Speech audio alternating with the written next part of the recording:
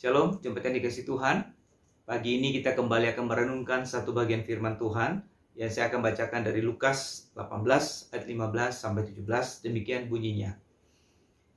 Maka datanglah orang-orang membawa anak-anak yang kecil kepada Yesus supaya ia menjamah mereka. Melihat itu murid-muridnya memarahi orang-orang itu.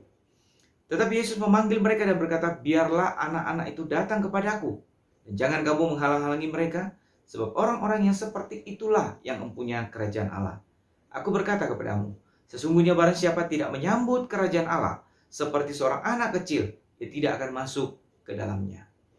Saudara, dalam bagian ini kita melihat bagaimana Yesus mengajarkan kepada kita bahwa setiap orang itu berharga di mata Tuhan, termasuk anak-anak kecil. Ya, dan saudara, mengapa? Bukan karena anak-anak lebih spesial, bukan karena anak-anak itu masa depan kita, tetapi karena anak-anak itu dicipta menurut gambar dan rupa Allah. Itulah sebabnya mereka juga berharga di hadapan Tuhan. Nah, sesudah dalam peristiwa ini kita melihat bahwa ada orang-orang yang membawa anak-anak mereka yang masih kecil untuk datang kepada Yesus untuk diberkati. Tapi murid-murid melarang orang tersebut dan bahkan memarahi mereka supaya tidak membawa anak-anak itu datang kepada Yesus. Maka Yesus menegur murid-muridnya dan mengajarkan mereka untuk menerima dan menghargai setiap orang, termasuk anak-anak.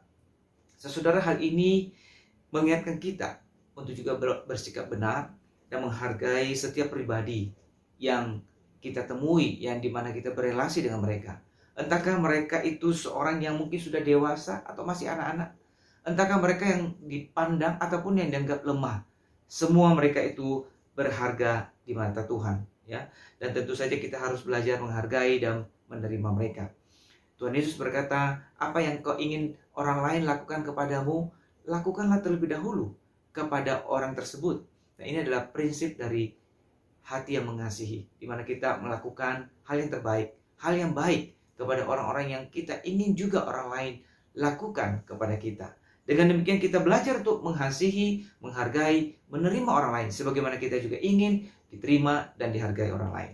Yang kedua, saudara, Yesus di sini bukan saja mengajar murid-muridnya untuk menghargai dan menerima anak-anak itu, tapi bahkan Yesus mengajarkan pentingnya untuk memiliki sikap seperti anak kecil untuk dapat masuk ke dalam kerajaan Allah. Ya. Nah, saudara, Yesus berkata orang yang seperti itulah, yang seperti anak kecil itulah yang empunya kerajaan surga.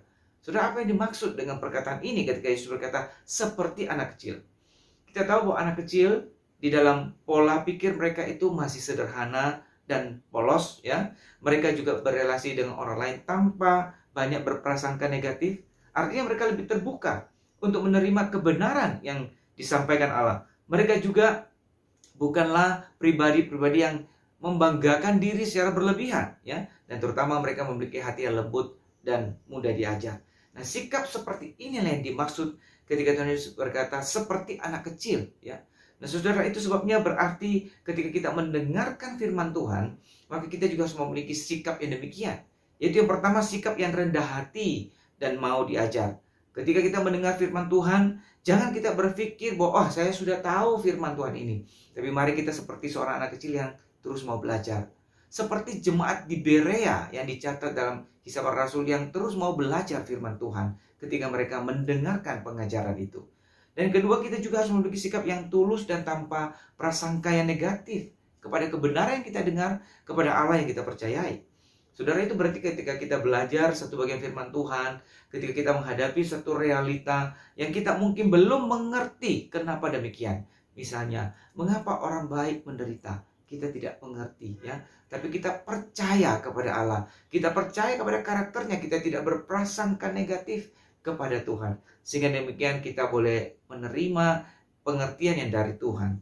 Dan yang terakhir, kita memiliki sikap hati yang terbuka. Artinya sikap yang mau mendengar dan menerima kebenaran Tuhan.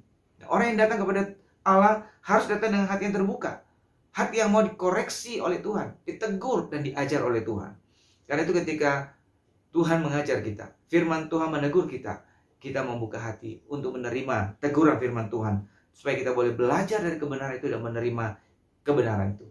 Nah, sikap seperti inilah yang Tuhan maksudkan seperti sikap seorang anak kecil yang datang kepada Tuhan dengan hati yang terbuka. sehingga mereka boleh masuk ke dalam kerajaan Allah. Karena itu saudara, sebagai orang-orang yang percaya, mari kita juga belajar mempunyai hati yang seperti seorang anak kecil di hadapan Tuhan. Hati yang tulus, hati yang terbuka, hati yang siap diajar, hati yang siap ditegur oleh Roh Kudus, oleh firman-Nya, sehingga kita terus boleh bertumbuh, kita terus boleh belajar dan semakin mengenal Tuhan. Amin.